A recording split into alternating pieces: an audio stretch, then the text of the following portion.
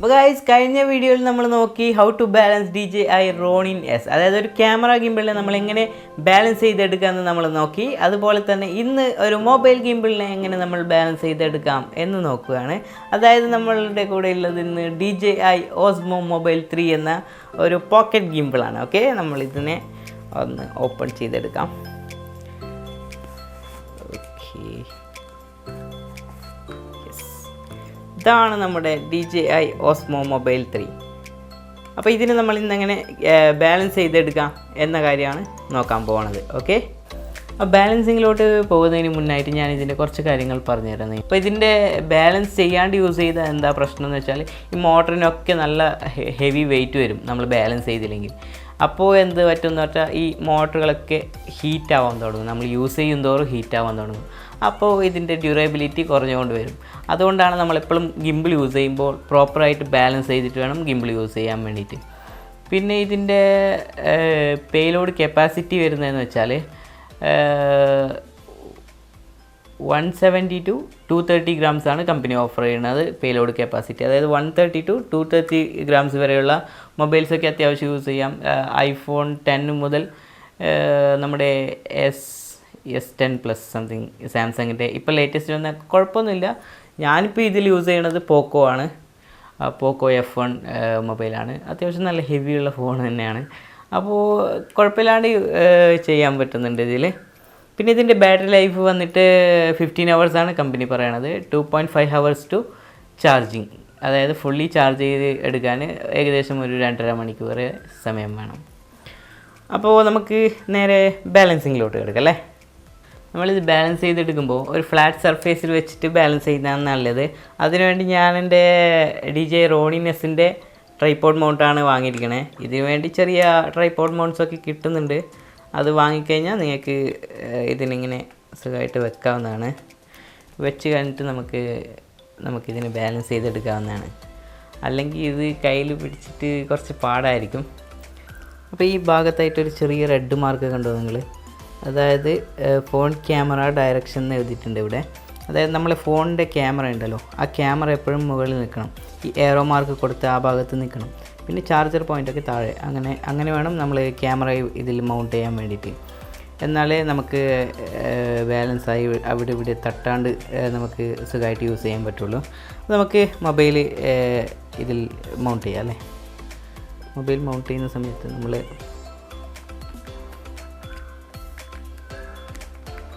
Okay, ഇപ്പം mobile വെച്ചു. എന്നിട്ട് നമുക്ക് ഇതിനെ ഈ ഭാഗത്ത് ഇങ്ങനെ ചെയ്തിട്ട് നമുക്ക് ആദ്യം വേണ്ടത് ഇങ്ങനെ വീഴാണ്ട് ബാലൻസായി നിൽക്കാൻ വേണ്ടിയിട്ടാണ്. അപ്പോൾ ഇതിനെ നമുക്ക് ഒരു സെൻറ്ററായിട്ട് വെക്കാം. ഏകദേശം ഒരു സെൻറ്ററായിട്ട് വെച്ച് കഴിഞ്ഞാൽ വീഴുന്നുണ്ട്. അപ്പോൾ ഒടിക്കിനി കുറച്ച് മൈന്യൂട്ടായിട്ട് നീക്കിക്കൊണ്ട് പോകാം അങ്ങോട്ടേക്ക്. അപ്പോൾ അത് ശരിയായി കിട്ടും ഒരു പോയിന്റിൽ. നമുക്ക് ഏകദേശം വെച്ച് ശീലിക്കുമ്പോൾ ശരിയാവുന്നതാണ്. ഈ മോട്ടർ വേണമെങ്കിൽ നമുക്കിങ്ങനെ പിടിച്ച് നോക്കാവുന്നതാണ് ശരിയായോ ഇല്ലയോ. ഓക്കെയാണ്. നമ്മൾ ഒരു കുറച്ച് അങ്ങോട്ടേക്ക്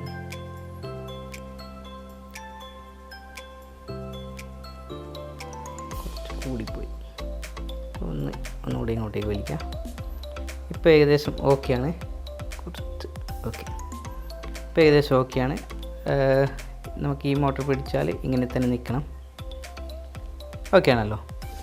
യെസ്, റെഡി. ഇനിയിപ്പോൾ നമുക്ക് ഇങ്ങനെ വേണം ബാലൻസ് ചെയ്യാൻ. ഇങ്ങനെ ബാലൻസ് ചെയ്യാൻ വേണ്ടിയിട്ട് നമുക്ക് ഇതിനെ ഇങ്ങോട്ട് അതായത് ഇങ്ങനെ പുഷ് ചെയ്ത് കൊടുത്താൽ ഇതിപ്പോൾ ഇങ്ങനെ വീഴുന്നുണ്ടല്ലോ. ഇത് നമുക്ക് ഇതിനെ കുറച്ചിങ്ങോട്ട് പുഷ് ചെയ്ത് കൊടുത്തുകൊണ്ട് വന്നാൽ മതി. അപ്പോൾ ഇത് സ്ട്രൈറ്റ് ആയിട്ട് നിൽക്കും. മനസ്സിലായോ?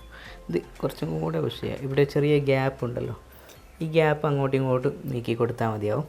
അന്നേരം ഇത് കറക്റ്റായിട്ട് ബാലൻസായി നിന്നോളും. ഇപ്പോൾ ഓക്കെ ആയിട്ടുണ്ട്. അപ്പോൾ നമുക്കൊന്ന് ഓൺ ചെയ്ത് നോക്കാം. ശരിയല്ലേ? ഓക്കെ, ഇതും ഓക്കെയാണ്. യെസ്, അപ്പോൾ നമുക്കൊന്ന് ഓൺ ചെയ്ത് നോക്കാം. യെസ്, റെഡിയാണ്. Okay, perfect. അപ്പോൾ ഗിംബിൾ ബാലൻസ് ആയല്ലോ. ഇനിയിപ്പോൾ നമുക്കൊന്ന് DJIയുടെ മിമോ ആപ്പ് ഡൗൺലോഡ് ചെയ്യേണ്ടതായിട്ടുണ്ട്. അതായത് ഇനിയിപ്പോൾ കാലിബ്രേഷൻ ഒന്ന് ചെയ്ത് നോക്കാം നമുക്ക്. ഏതായാലും ഗിംബിൾ ബാലൻസ് ചെയ്തു. ഇനിയിപ്പോൾ ഒരു കാലിബ്രേഷനും കൂടി ചെയ്ത് കഴിഞ്ഞാൽ സംഭവം കഴിഞ്ഞു. അപ്പോൾ നമുക്ക് അതിനുവേണ്ടി DJIയുടെ മിമോ ആപ്പ് നമുക്ക് പ്ലേ സ്റ്റോറിൽ നിന്ന് ഡൗൺലോഡ് ചെയ്യണം. ഫ്രീ ആണ്, അത് നമുക്ക് ഡൗൺലോഡ് ചെയ്യാം. പ്ലേ സ്റ്റോറിൽ ചെന്നിട്ട്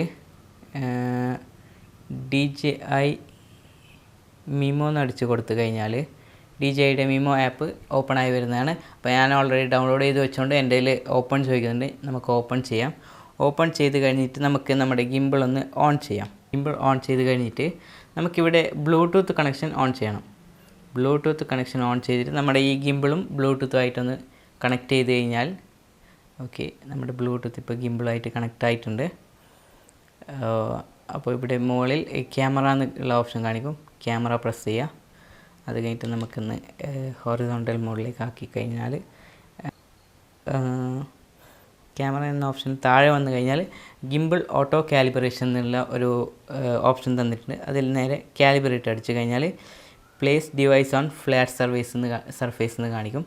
അപ്പോൾ നമ്മളൊരു നമ്മുടെ ഗിംബിളിനെ ഫ്ലാറ്റായിട്ടുള്ള ഒരു സർഫേസിൽ വെച്ച് കഴിഞ്ഞിട്ട് സ്റ്റാർട്ട് അടിച്ചാൽ അത് ഓട്ടോമാറ്റിക്കായിട്ട് കാലിബ്രേറ്റ് ആവുന്നതാണ്. അപ്പോൾ നിങ്ങൾക്ക് കാണാം ഗിംബിൾ ഓട്ടോമാറ്റിക്കായി കാലിബ്രേറ്റ് ആവുന്നത്.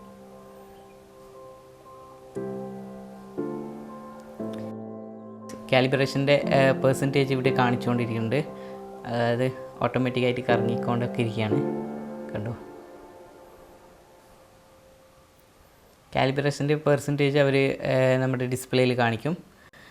Okay, ready, success, calibration success എന്ന് പറഞ്ഞു. ഇങ്ങനെയാണ് നമ്മുടെ DJI OSMO മൊബൈൽ 3ന് നമ്മൾ പെർഫെക്റ്റായി ബാലൻസ് ചെയ്തെടുക്കുന്നത്. അപ്പോൾ ഇങ്ങനെ ബാലൻസ് ചെയ്തിട്ട് നമ്മൾ യൂസ് ചെയ്ത് കഴിഞ്ഞാൽ ഇതിൻ്റെ ഈ മോട്ടറിനൊന്നും കേടുപാടുകളൊന്നും സംഭവിക്കില്ല. അതുപോലെ തന്നെ നമ്മുടെ സ്റ്റെബിലൈസേഷൻ പക്കായിരിക്കും. ജെർക്സോ അല്ല ആ ഒരു ഷേക്കിനെസ് ഒന്നും ഉണ്ടാവില്ല.